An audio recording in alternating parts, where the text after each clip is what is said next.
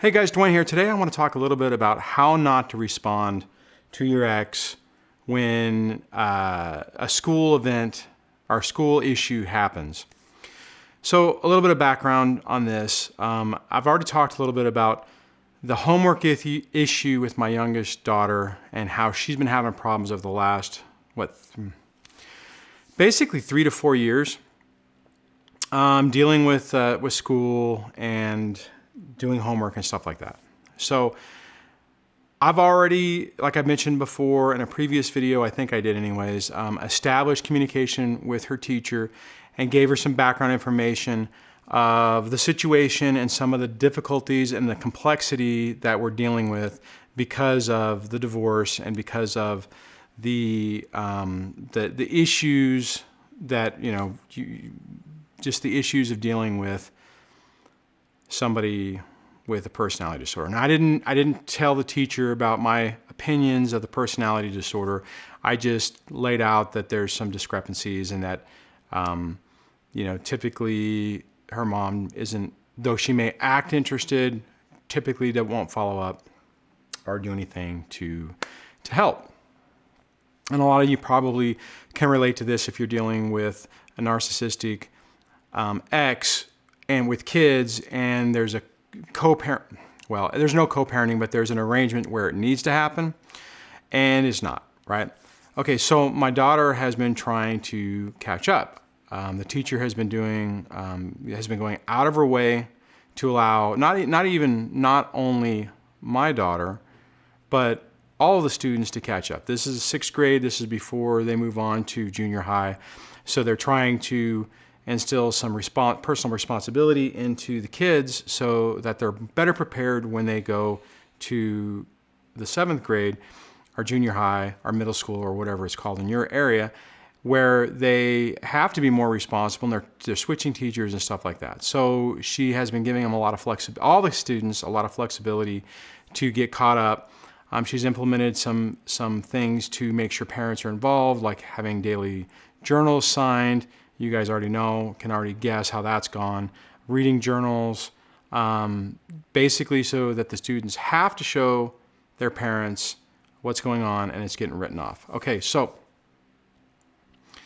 as you can expect with a complicated timeshare, the information doesn't flow, and at the beginning of the year, it wasn't really clear where my daughter was and how she was doing, and she fell behind.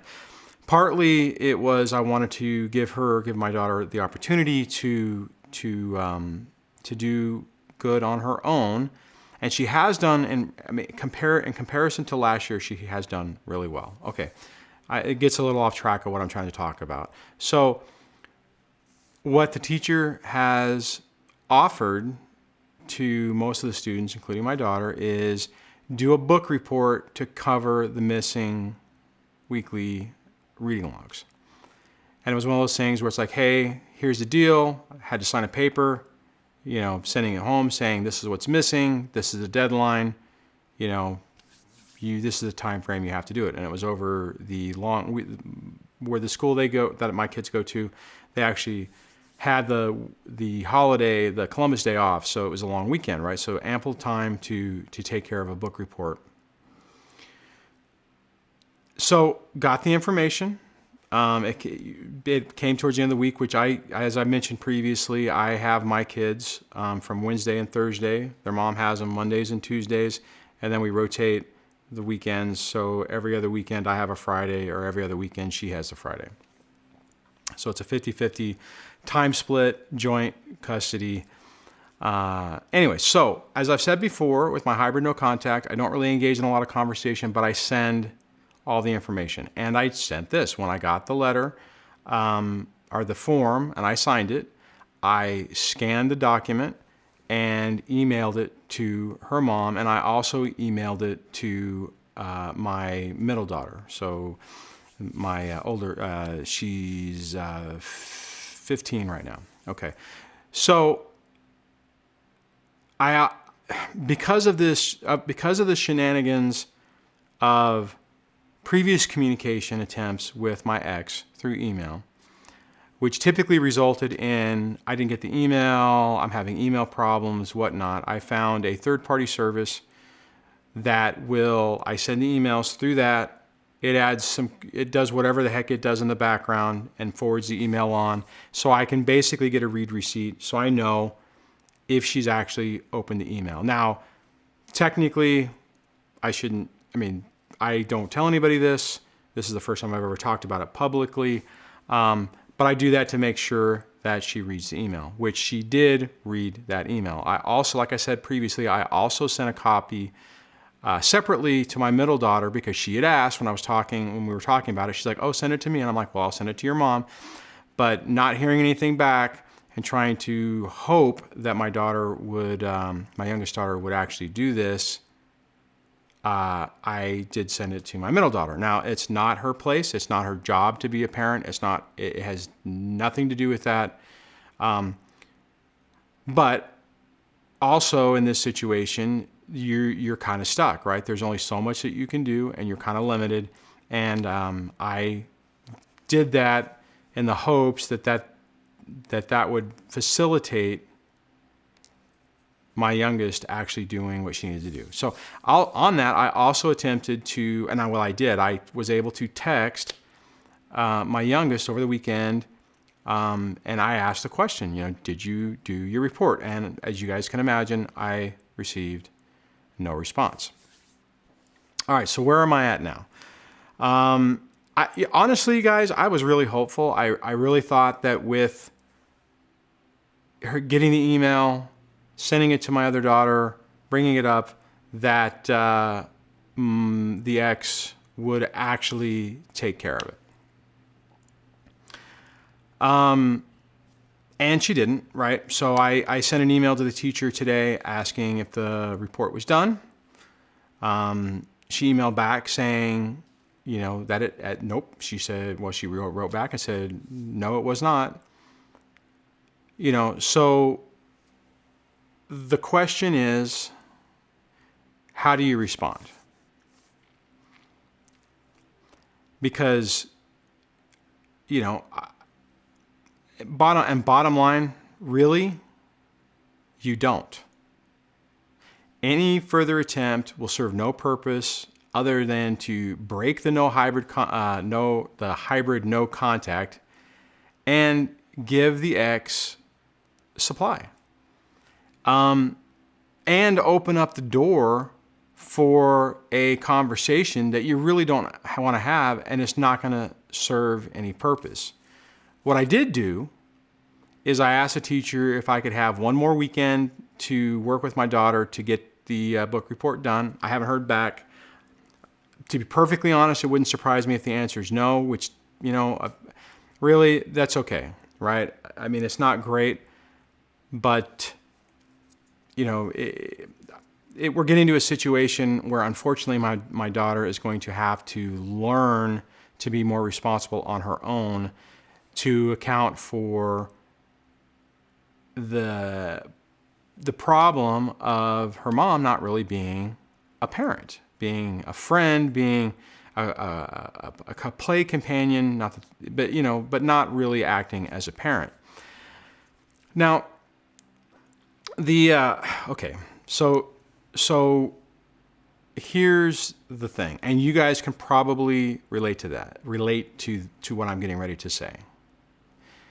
In the past, I would have been really mad about this.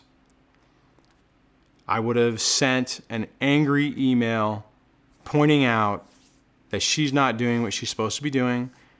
I would point out that I sent the email with the information, and I probably would have said something that, this is a real, you guys can just, I'm sure if you're sitting there right now, you're playing in your head exactly the email that you started to type up, and you may have even sent to your ex already on a similar situation.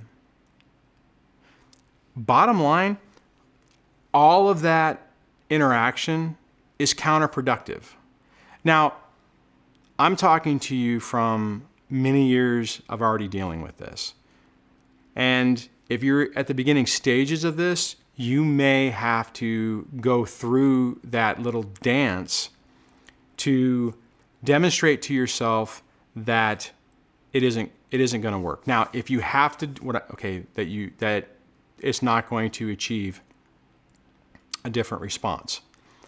However, if you feel that you need to, just keep it very straight to the point, and try to limit the need for an interaction as much as possible. And to be perfectly honest, as I'm trying to think about it, as I'm talking to you on this, I can't really think of a way that I could respond to her and have it not be be perceived as an adversarial email. I mean, what can I say? Hey, I sent you the information, you didn't do the report. I mean, that sounds, it's like there's really, let me back up. There is a way you could try to send it, and you could try to be very gracious and really look at your words and try to not be condescending or whatever. Now, email is really tough anyways, because, no matter what, you can take any email and you can read it, and if you read it in an aggressive voice, it's going to sound like it's an aggressive email. But my point is that if you feel you need to, you could say, you could send an email saying, hello, I sent you all the information and you didn't help. Now our daughter is going to, get basically zeros on those assignments. And honestly, even as I'm saying to you, here's the thing. If you're not dealing with somebody with a personality disorder and you send that, then the response could be, oh my gosh, I completely missed it. I forgot. Oh darn. Whatever. The likelihood that's going to happen is extremely low. Now, if you feel you need to send that to try it, go for it. But don't send it as a flamer. Because here's the thing, guys. You may be mad and you may want to hold the other person to account on it, but it's not going to serve a purpose. All you're doing is you're filling their bucket full of supply. I mean, it's really hard to wrap your head around this because it doesn't make any sense, right? Because you should be able to say something to somebody. I mean, if someone turned around and did it to you, if you did it and someone said, hey, you blew it and now your kid's going to get an F in this class or is going to get an F on these assignments, you're going to feel guilty about it. You're going to go, oh crap. And you're probably going to make changes in your life to, even if you don't like what the other person said, you're probably going to make changes in your life to try to make sure that that doesn't happen again. What I'm telling you is if you're dealing with an MPD, a person with a personality disorder, it's not going to matter. And all you're going to do is you'll get a response. You'll get a response where they'll say, well, you didn't tell me, or you're not paying attention either, or you didn't have her do the assignments 3 weeks ago when it first came out. Whatever. There'll be some excuse to validate why it's not their fault, why it's probably more your fault than their fault, or to just equalize the blame so that you're both equally wrong, so it's a net wash. Okay. Just know that by not responding, you're not giving her a pass. You're not giving, when I say her, I mean you're not giving the other parent a pass. What you're doing is you're giving yourself a pass to maintain your own sanity and basically maintain your serenity while you're trying to while you're going through this. So, okay. If you, if you have an experience where you've had issues with your child with homework, leave it in the comments below. If you have techniques on how you've dealt with this, please share it because other people can really benefit from that. If you like this video, give it a thumbs up. If you like this channel, if it's helping you, please subscribe. And if you know anybody who could benefit from this, please share it so we can get the message out. So thank you very much, and I will talk to you guys on the next video. Take care. Bye.